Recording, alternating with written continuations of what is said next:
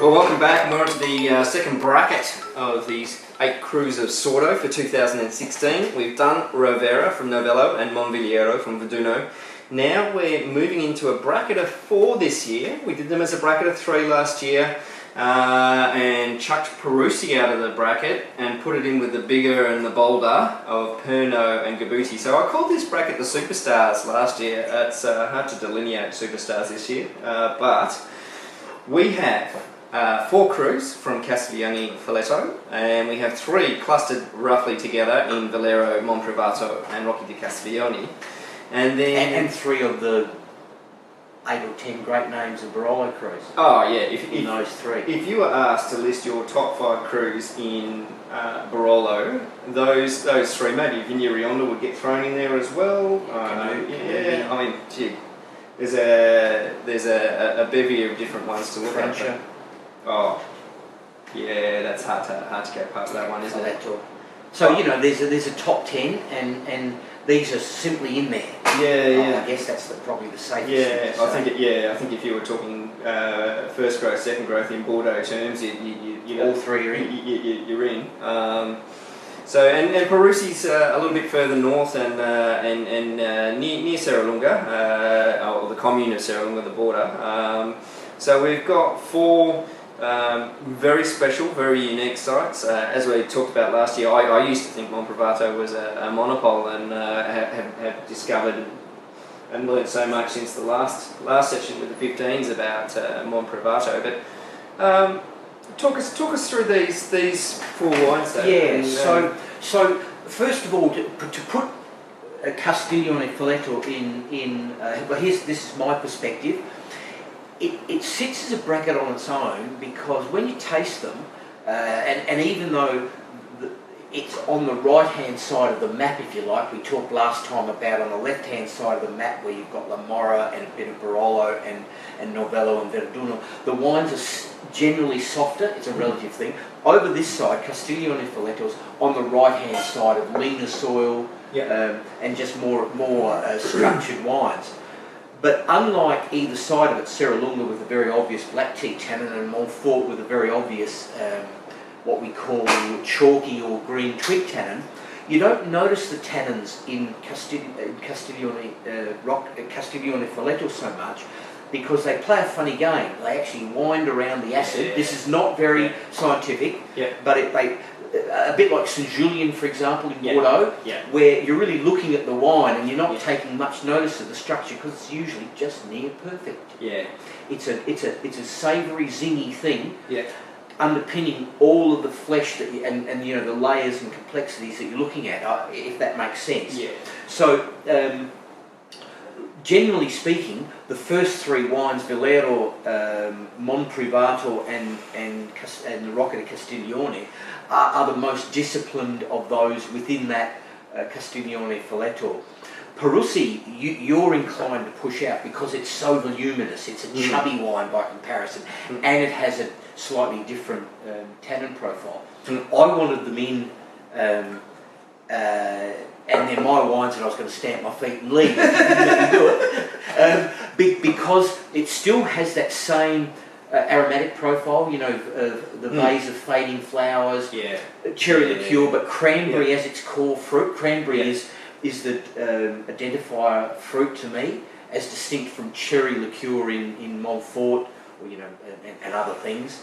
So this one has so many similarities. I just thought this time it's a bracket that deserves to stay together. If that makes sense. Look, I haven't tasted them all, but smelling them, I can see exactly where you're coming from. And look, we'll stick up a map about now and the thing to show you those different sections or the rough split in half of the region of Barolo, and where the soils tend to result in wines with more structure and where they tend to result in wines that are a little bit softer. So take a look at that. It'll be in the post as well.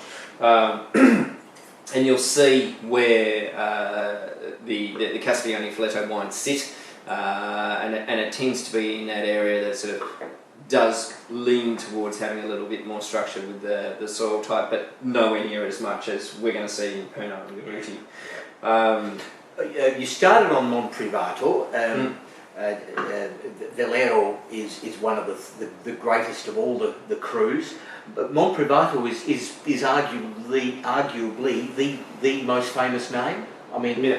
there's 2 or 3 or 4 most famous names. So to some people, Monprivato is the holy grail.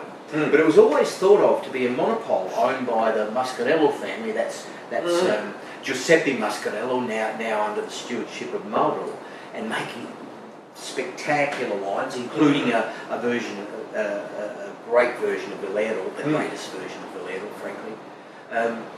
But this Monprivato has been interesting for us in the time that I've watched it as their first vintage, 2013, then 14 and 15.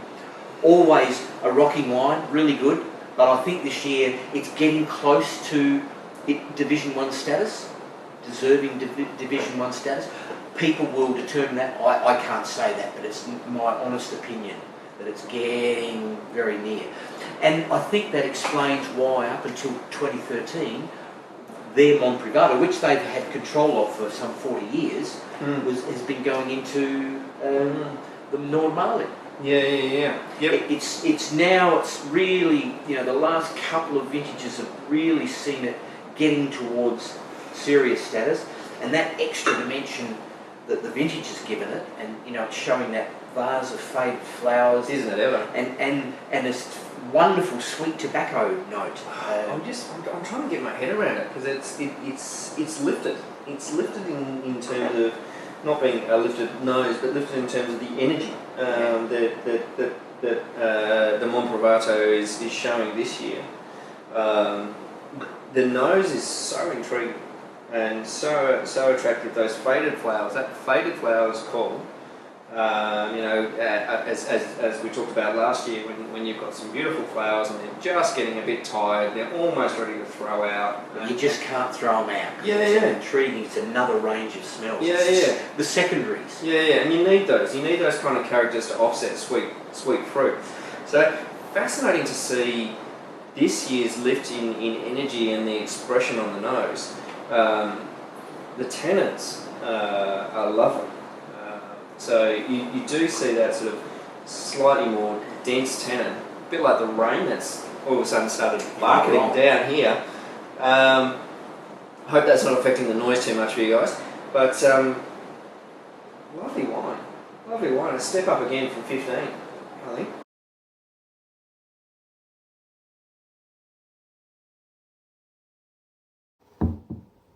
Hey, so we're having a look at another Sordo 2016 Villero.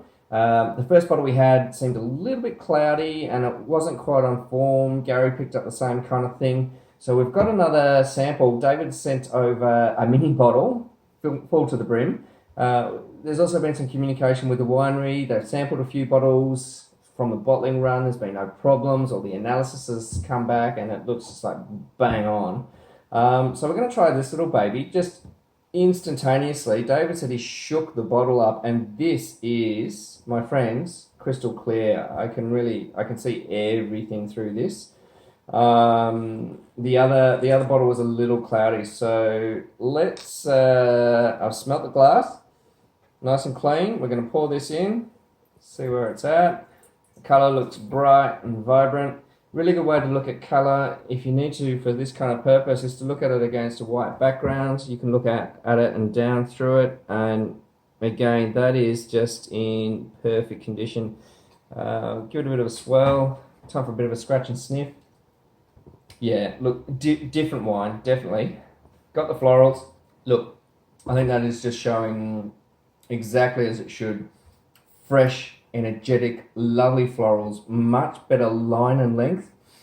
Texturally, it's got some bold tannins, but there's some good tannins. Definitely much more energy coming through this. Every time I see a cloudy wine, I always think it's going to be dull on the aroma, dull in terms of flavour, and the texture will be a bit disrupted. That was certainly the case with the first bottle, not with this one. The tannins are a little bit rustic, a little bit hardcore at the moment, but the wine is looking really good. I think, there's no worries about this wine at all. beautiful depth and length of fruit, the aroma and the intensity of the aroma, the flavors, it's all there. This is Villero as it should be. Also much more vibrant than the first bottle. So thumbs up for the 2016 Villero. Second bottle has come out a treat, and with the support that we've seen from the winery, I've got every confidence this is all going to be bang on. So Rocche di Castiglione. Yeah, well, this is the wine that almost always is the trade favourite. Yeah. Really seasoned tasters, they shake their head at the layers of complexities, but the tightness of it, the discipline of it, but also the modest pricing of it compared to other examples of what to some people is the greatest vineyard. Yeah. Many Nebbiolo, long-time Nebbiolo freaks, Rocche di Castiglione is their go-to for greatness. You have a look at that vineyard. It's almost vertical. Yeah, it's just this long strip. Yeah. They seem, this is their home vineyard, if you like. This is their core vineyard. I think it's their largest production. I should check these things, but they make enough of it that they can keep old stocks, and they release magnums and 3 litres every year of this. I've got to say, it's spectacular. I've got to say, having tasted this wine, both I've tasted now the 16, 15, 13, and 04. And when they develop and when they age, wow! Even just from... You had the 06, I reckon, too. Did I? Yeah, I did. Yeah, I did. That was a crack. Yeah. 04, 06, 13, 15, and 16. Even when you get to 13 with that extra couple of years on it, the build, and then the 6, wow, that was fresh as a daisy. The 4 was also fresh as a daisy. I can still taste this. It is. That's what 16 is doing, and that's what. But this wine always performs. It always performs. These are deceptive wines because they are building and building. Just in the glass, with a little bit of airtime that we're giving them now, we're seeing the generosity build. Even the Villero for me has started to show some of the perfume that I expect to see from Villero. The Monprivato is starting to build more flesh on the palate. Initially when I tasted it, I was just like, hang on, where's this going? It's got the energy. I'm just, I just need a little bit more, but all of a sudden that's popping through. Same thing with the Rocche. You see those beautiful, beautiful tannins. The tannins, acid, fruit match, and the alcohol balance, the harmony in there is quite wonderful for those first 3 wines. And 2 or 3 very different wines, despite the fact that they're so close to each other. Now, Parussi, rightio.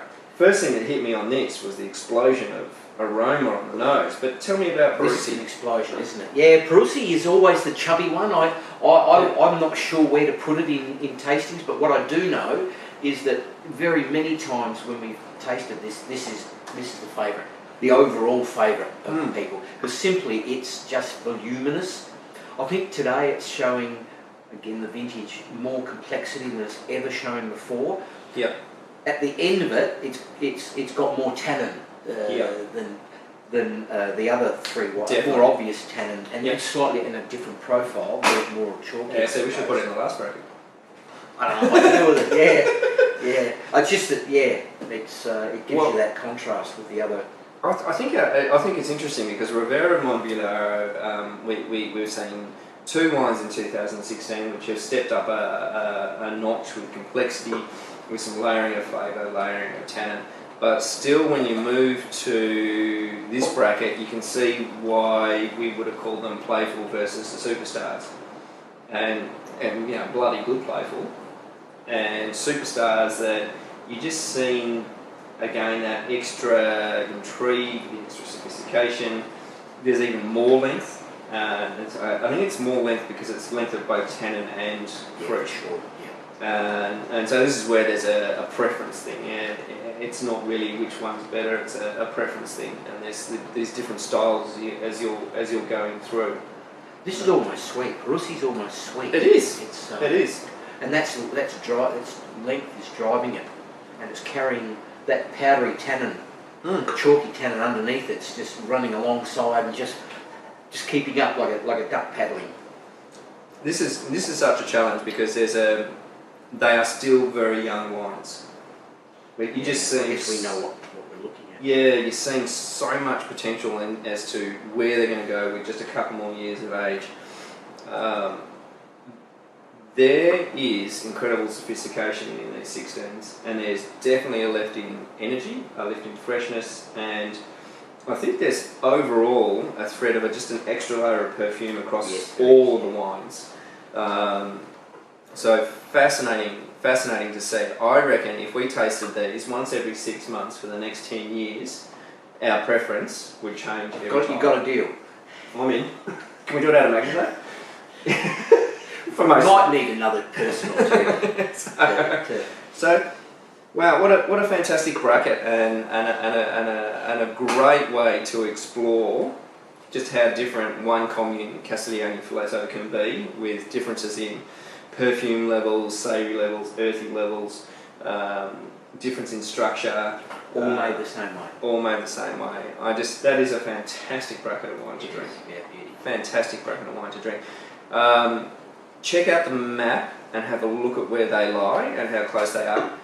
If you're going to grab this set, well worth getting enough people together to taste them together. You'll get so much pleasure out of trying these wines and having the context and the contrast to try, as I said, 4 Nebbiolos, same commune, same producer, same year, just slightly different vineyards. It'd be an incredible experience to focus on those aromas, flavours and textures. You'll get a hell of a lot out of it. Hang five, while we reset, and we're going to have a look at the last 2 wines. The bold from last year, Perno and Gabutti. I'll happily admit Parussi is on the cusp, in the middle. I'll go with you on that. Well, it's just the aromatics. Yeah, Match that. Yeah, absolutely. So, Perno and Gabutti next, 2 cracking vineyards. We'll be back in a track.